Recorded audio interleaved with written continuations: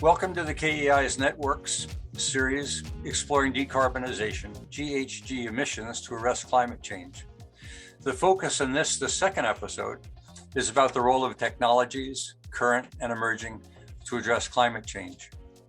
Episode 1 explored the energy economy, the complex relationship between energy, fueling economies around the globe with residual environmental emissions. Discussed were the role of innovation and various socio-political options for containing climate change. Let me be more specific. Our troubled climate is the victim of an imbalance in energy emissions. An energy transition is called for, warranting, for example, penalty pricing for producing and using carbon for energy, or another option is adoption of environmentally benign sources of energy, and we think of wind, solar, geothermal, etc., and or learning to adapt to the anticipated increase in global warming. Today, we expect to learn more about mankind's capacity through technology to contain and maybe even reverse the ever-increasing GHG emissions warming the planet. Our moderator for the webinar is Eddie Isaacs. Over to you, Eddie. Well, thanks very much, Perry, and kudos for the job you're doing in organizing this series of webinars. At the webinar of December 2nd, the speakers and Eric Newell, the moderator, all agreed that the likelihood that we will meet net zero conditions by 2050, both globally and in Canada, is very dubious. To achieve net zero, according to the IPCC, will require reductions in GHG emissions of over 45% by 2030 and over 90% by 2050. This is compared to our current emissions. And I think we can agree that this is going to be a very, very difficult task. Well, the scientists blame the politicians. The science says that we have a climate emergency and you politicians are not doing enough.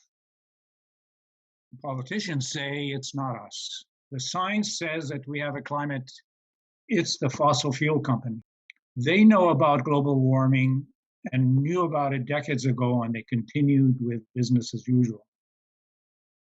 The fossil fuel companies say it's not us. After all, it's a consumption problem. The world needs our oil and gas products. Climate lawsuits are also surging, with the legal system blaming governments for failure to protect the climate for future generation and forcing governments to include more ambitious CO2 emission reduction targets. Examples of this are occurring as we speak in Germany and Holland. But even the Queen got into the blame game, has been heard to say in an open mic, "It is really irritating when they talk, but they don't do." I think she was referring here to the politicians. But we have seen the politicians act very decisively on the COVID-19 emergency when it was very clear that the antidote to the virus are vaccines and vaccinations. Politicians in most countries were remarkable in making vaccines available and urging vaccination on their people. It is an overall impressive performance. By contrast, the directions to take in dealing with climate change is fuzzy, emotional, and in many cases illogical. So it's not surprising that politicians are making commitments that are politically motivated, but bad in terms of meeting targets. Some say the antidote to the climate emergency is technology and innovation. Unfortunately, it is not that simple, and there is total confusion on how we should act. Solar and wind are now cheaper than fossil fuels, but they are intermittent and by themselves can't substitute fossil fuels. So what about CCUS? The cost, logistics, and energy requirements of CCUS are obstacles for the number of projects we need to bring online. Shell talks about 10,000 CCUS projects by 2050, and that's going to be a big number to try to make a difference. How about hydrogen? Green or blue? Green is expensive and needs lots of extra low carbon energy, which we don't have at a large scale. Blue also needs extra energy for the CCS portion and clean source of natural gas.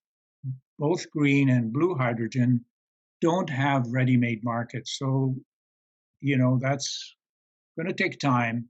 It's going to happen. Then let's jump on biomass and biofuels as substitute for fossil fuels for power and transportation. We should not forget that biomass and biofuels emit CO2 that stays in the atmosphere for decades, and they're certainly not the answer. We're, in the West at least, shutting nuclear plants in many places. Instead, we are now betting on SMRs. Indeed, there are many designs for SMRs, but as yet none operating commercially.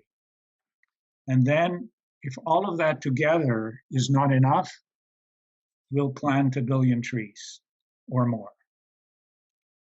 The point I'm trying to make is that it's a complex and confusing situation with no silver bullet and no easy solutions. It doesn't help to blame politicians or anyone else for that matter, especially when whatever action is taken has both unintended and intended consequences for our economy and our well-being.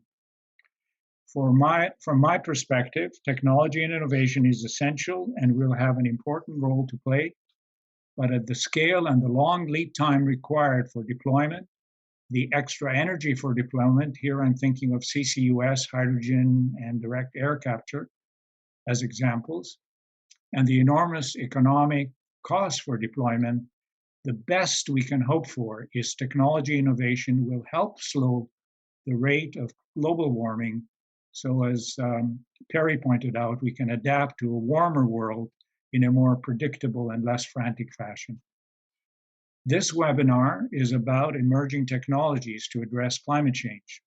We have 3 distinguished experts to address the technology topic: Dr. Oskar Sigvaldason, Dr. Axel Meissen, and Dr. Mark Summers. They'll unravel the mysteries behind the current energy system and what the energy system will look like as the transition progresses. They will introduce the key emerging technologies and the time frame that they can start to make a difference. And finally, the remarkable innovative projects that are happening in Alberta and how Alberta can and is playing a leadership technology role in Canada. I'll introduce each speaker just before they make their presentation. And our first speaker is Oskar Sigvaldason. Oskar is the former president of Acres International Global Consulting Engineering and Management Services Company, and Oskar has provided continuing leadership in the applications of system analysis methods for decision support in deriving optimal solution for complex problems. And in this regard, his work on the Chartier Energy Futures Project is legendary. He's president of SCMS Global and a member of the Future Engineering Committee for the Canadian Academy of Engineering. Oskar, the floor is yours. Thank you very much, Eddie, for your introductory comment. That sets a very important foundation for the 3 presentations. And also I wanted to thank you, Perry, for organizing the series of webinars on decarbonization. You are certainly to be congratulated on your very timely organizing for this very important series of webinars, which occurs right after the recent COP26 meetings in Glasgow. I'm very honored to be invited to participate in this, the second of the 3 webinars on decarbonization in Alberta perspective. This will build from the first webinar, which focused on global energy economy. For this opening presentation, I have 10 PowerPoints. I begin with a brief discussion on net zero and what does it mean. From this, the focus moves to mitigation and how this impacts on the transformation of Canada's energy sector, which of course is dominated by its hydrocarbon sector. I will then briefly review the transformation of end uses and associated technologies. Finally, I will provide perspectives on how real progress can be achieved in responding to the climate change challenge. This includes both initiatives in Alberta as well as working with jurisdictions across Canada on overcoming Canada's major challenges in relation to the net zero goal. I begin with a slide on net zero. This is the stated goal as embodied in many climate change agreements, including COP26. Mathematically, net zero occurs when the rate of GHG emissions equals the rate of absorption of GHG, dominantly CO2 from the atmosphere. When we examine absorption from the atmosphere, the options are very few and associated rates are very slow. Even with Canada having 9% of the world's forests, the rate of potential absorption with afforestation and reforestation, improved forest management, and other options for Canada's forest sector result in rates that are very small in relation to rates of emissions from Canada's many other sectors, many of which are very energy intensive. There's been a lot of attention given to the bioenergy with CCS option, which Eddie referred to, BECCS, especially by IPCC. However, this option has been shown in various Canadian studies to be limited by limitations on feedstock availability. There are also major questions, as Eddie noted very well, about this option that burning biomass for energy production is not emissions neutral. Emissions are immediate while corresponding absorptions from the atmosphere with tree regrowth occur many years later.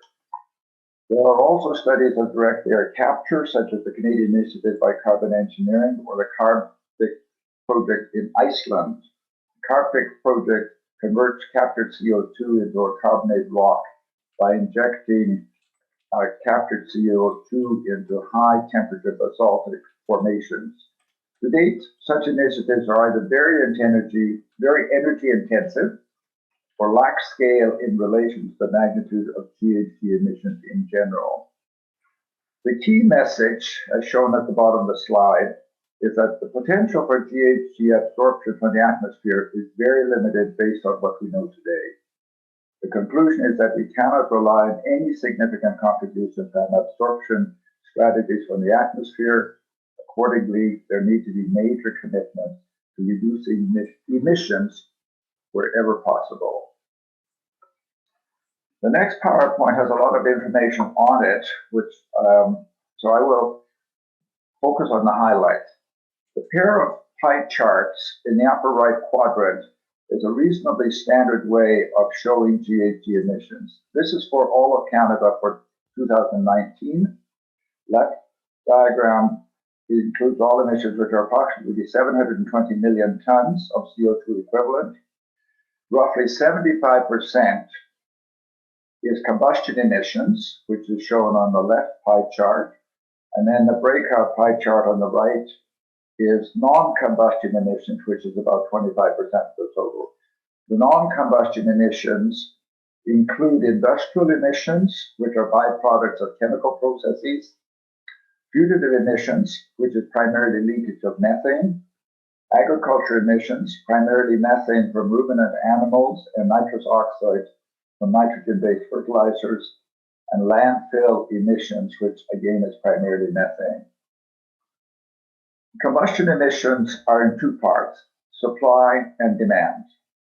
Roughly 2/3 of combustion emissions occur with meeting energy end uses in the transportation, industrial, residential, commercial, and agricultural sectors. This is shown in the lower left portions of the left diagram in the upper right quadrant.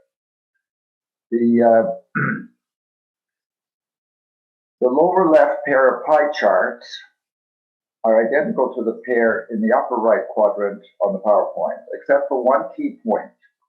When we analyze emissions from end uses, these are for two purposes only, motive power and thermal energy. Motive power is provided by internal combustion engines, dominantly for the transportation sector, but also includes energy for compressors, drills, pumps, and industrial drives. Thermal energy is required for space heating in buildings and for high temperature applications in industry. So this allows us then to begin to focus on these two end uses, which are the motive power and the thermal energy.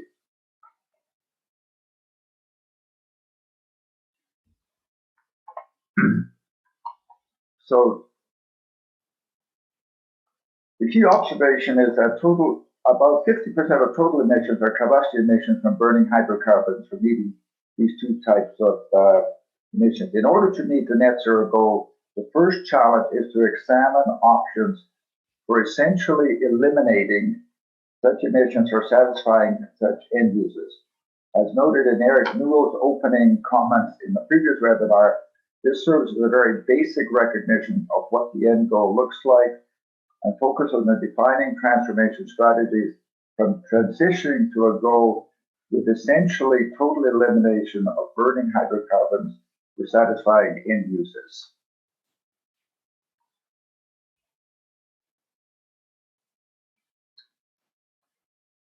In the next 4 PowerPoints, I will highlight the options and perspectives, including technology options, replacing use of hydrocarbons with emissions-free solutions that meet end-use demands. For meeting motive power demands, the dominant cost-effective options are electricity and hydrogen. Electricity for cars, light and medium-duty vehicles, as well as for urban and interurban public transportation, and for short-range marine transport.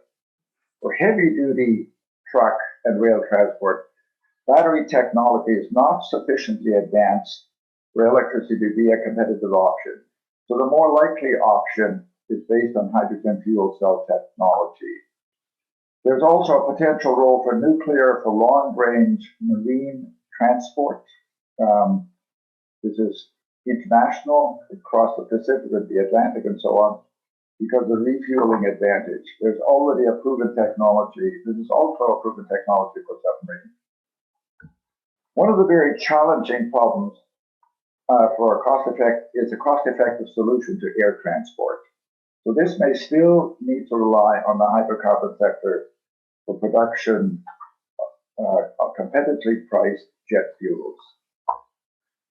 One of the very interesting aspects about using electricity for motive power is the greatly increased conversion of electric motors relative to internal combustion engines. Electric motors have conversion efficiencies which are over 90% compared to internal combustion engines, which are generally around 25%. This interesting result is that it translates into conversion to electric actually being represented as an overall significant reduction in the need for primary energy supply.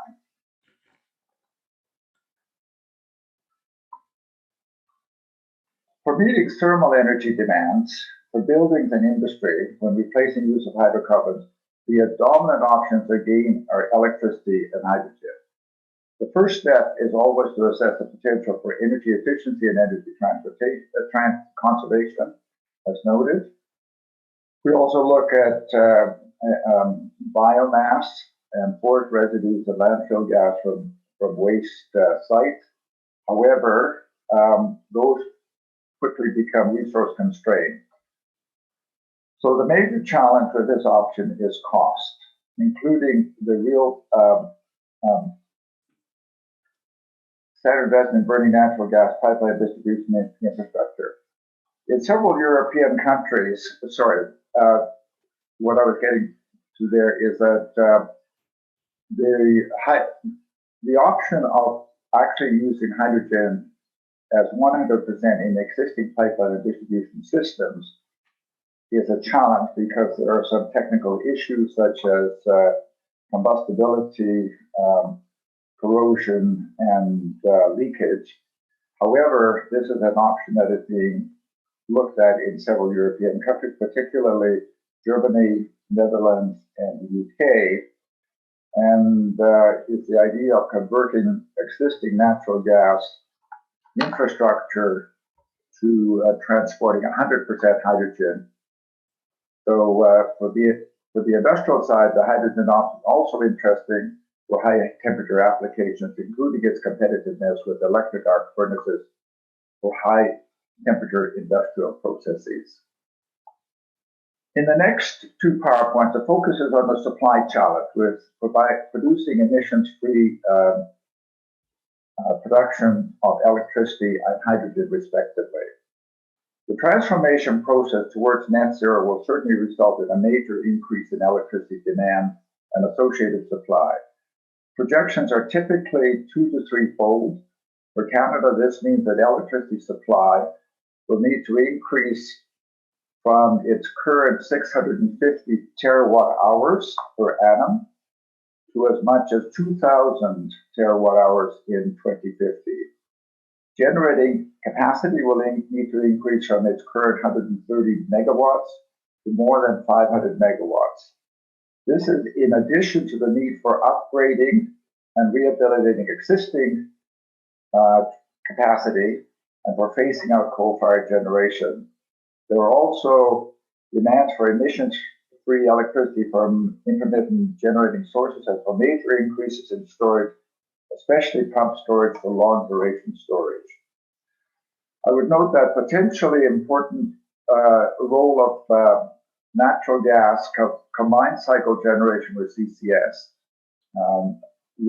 I've been involved in a recent study with Hatch to look at this option, and this looks like a very promising option, especially when nuclear and hydro are either not available or not accessible.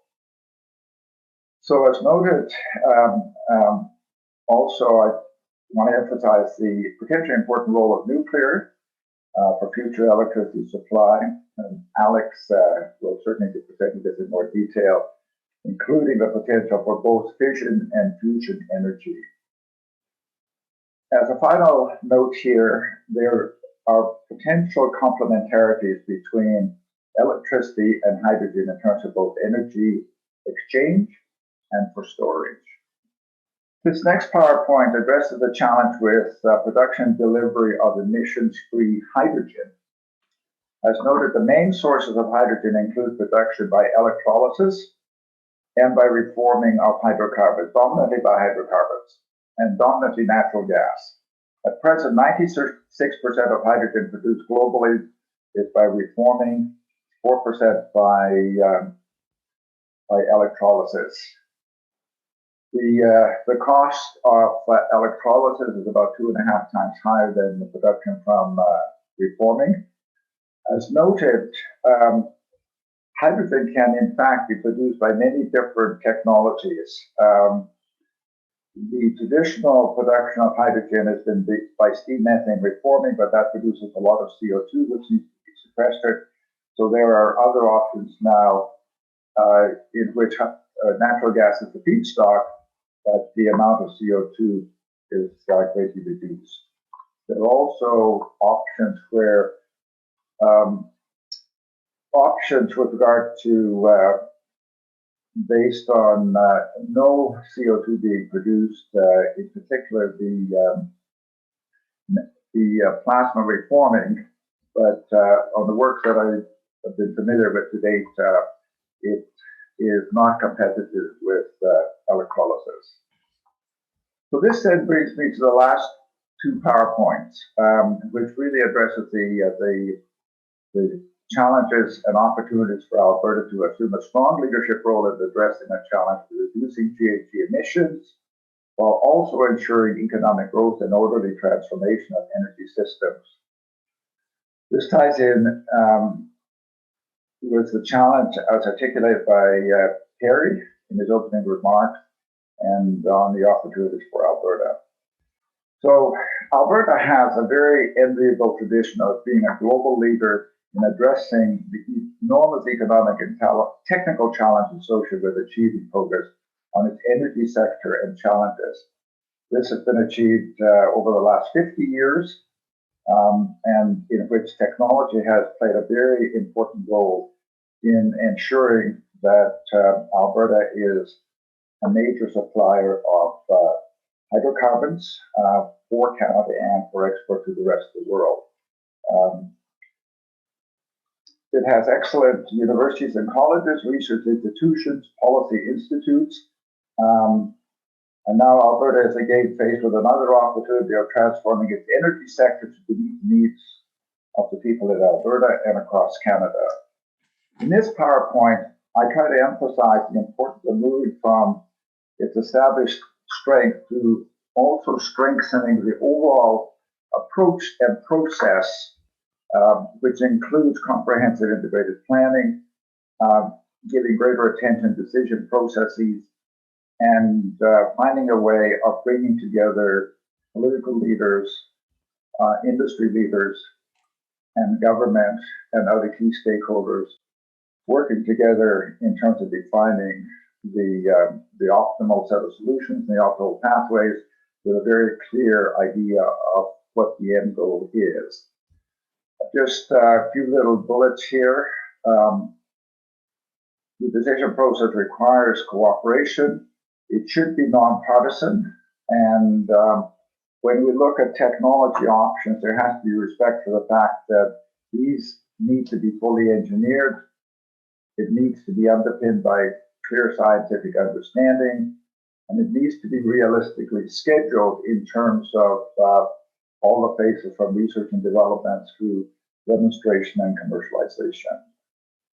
For my final PowerPoint, I also refer to the importance of national leadership on the most important national priorities that are impeding progress and must be overcome if we have any realistic expectation of achieving net zero within a reasonable time period.